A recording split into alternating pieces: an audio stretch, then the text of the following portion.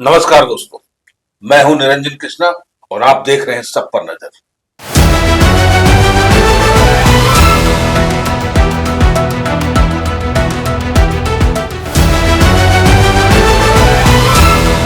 नौ फरवरी 2026 को आपकी विकास पार्टी ने महामहिम राज्यपाल को ज्ञापन सौंपा। राज्य की ज्वलंत समस्याओं पर कार्रवाई की मांग की। आपकी विकास पार्टी के केंद्रीय अध्यक्ष गुलाम मुस्तफा के नेतृत्व में एक प्रतिनिधिमंडल ने महामहिम राज्यपाल झारखंड से मुलाकात कर राज्य की विभिन्न समस्याओं को समाधान हेतु एक ज्ञापन सौंपा। ज्ञापन के माध्यम से राज्य सरकार का ध्यान निम्नलिखित गंभीर विषयों की ओर आकृष्ट किया। शिक्षा व छात्रवृत्ति।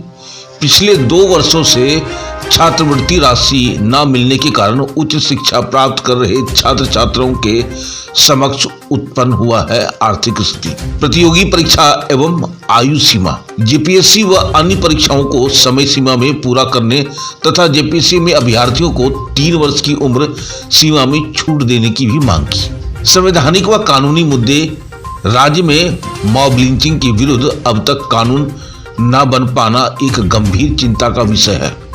स्थानीय निकाय व प्रतिनिधि पूर्व ग्रामीण विकास मंत्री के विभागीय आदेश के बावजूद पंचायत प्रतिनिधियों से संबंधित नीतियों का लागू नहीं हो पाना, ये भी एक बहुत बड़ी समस्या है। उर्दू विद्यालयों का स्वरूप 543 उर्दू विद्यालयों को सामान्य विद्यालय में परिवर्तन किए जाने के निर्णय पर पुनर्विचार किया जाए। अब आते हैं नियुक्ति पत्र। उच्च न्यायालय के आदेश के बावजूद जेएसएससी द्वारा 2016 के उच्च विद्यालय शिक्षा बहाली प्रक्रिया को पूर्ण न करना, ये भी एक बहुत बड़ी समस्या है झारखंड के लिए। विश्व प्रसिद्ध अभ्रक नगरी कोडरमा में खनिज संपदा के उत्थान के लिए अब तक किसी विशिष्ट अभ्रक बोर्ड का गठन नहीं हो पाया है। गुलाम मुस्तफा केंद्रीय अध्यक्ष ने कहा कि झारखंड का युवा आज ठगासा महसूस कर रहा है। हमने महामहिम से आग्रह किया है कि वे इन विषयों पर हस्तक्षेप करें ताकि राज्य के छात्रों, शिक्षकों और आम जनता को लाभ मिल सके। आइए देखते हैं खास रिपोर्ट हमारे एसपीएन के संवाददाता दीपक कुमार टुंडी, धनबाद, झारखंड से। सबसे पहले तमाम लोकली मीडिया, प्रिंट मीडिया साथियों को विकास पार्टी निश्चित रूप से आज महामहिम राज्यपाल से झारखंड के जल से मुद्दे थे कि वर्तमान मौजूदा जो हुकूमत चल रही है, पार्लियामेंट की सरकार चल रही है और राज्य में समस्याओं के अंबार हैं। जैसे कि अभी आप देख रहे हैं कि अभी 2026 में भी जेपीएससी को नोटिफिकेशन निकाला गया है, उनमें कई खामियां हैं और उसमें हमने 3 साल की सीमा बढ़ाने के लिए महामहिम से हमने प्रस्ताव रखा अभी।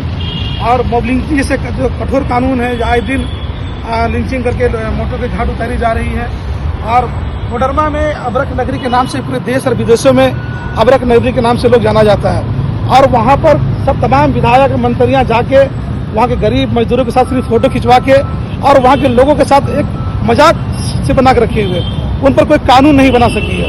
आज हमने महामहिम राज्यपाल साहब से मिलकर जो ढिबरा जो माइनिंग स्क्रैप है उन पर एक कानून बनाकर ताकि 70% कोडरमा वासी लोग और वहाँ की जो लोग गरीब हैं उनकी जीवन बसर उसी ढिबरा स्क्रैप में कैसे होता है। हमने महामहिम से कहा कि भाई इन पर कोई कानून लाई जाए और जैसे आप देख रहे हैं कि मॉब लिंचिंग से कानून है, जेपीएससी है और तमाम हमारे यहाँ शिक्षा के बहाली के लेके तो राज्यपाल उर्दू के जैसे आपको मालूम है कि 543 स्कूलों का स्टेटस छीन लिया गया है वर्तमान की सरकार के द्वारा। तो राज्यपाल साहब ने कहा कि भाई ये तो मुख्यमंत्री साहब के अधीन का चीज़ है, हम तो जो भी आपका मांगे हैं हम राज्यपाल माननीय मुख्यमंत्री का भेज देंगे, लेकिन करना मुख्यमंत्री को है। तो हमने कहा भाई मुख्यमंत्री साहब से जब हम मिलते हैं तो मुख्यमंत्री जी का कहना था कि राज्यपाल साहब के यहाँ मुख्यमंत्री के यहाँ कानून पड़ा हुआ है, उनके फायदे में दबा हुआ है। पहले ऐसा कोई बात नहीं है, आप लोग मुख्यमंत्री से मिलिए और जो भी मुद्दा है जो आपने अभी हमको ज्ञापन दिया हम आज ही माननीय मुख्यमंत्री को हम भेज देंगे। आप देख रहे हैं कि आए दिन झारखंड में लिंचिंग हो, चाहे बेरोजगारी हो, पलायन हो, आए दिन इस राज्य में समस्या बढ़ती जा रही है, निराकरण कुछ नहीं है। आपने देखा होगा कि पूर्व में ऐसे कुछ दिन पहले झारखंड के तमाम मुखिया सब ने एक धरना प्रदर्शन यहाँ पर किया था अपनी मांग को लेकर। उस वक्त के मंत्री थे हमारे ग्रामीण विकास इरफान साहब थे, उन्होंने एक आदेश पारित किया, लेकिन आज तक धरातल पर भी वो लागू नहीं हो पाया।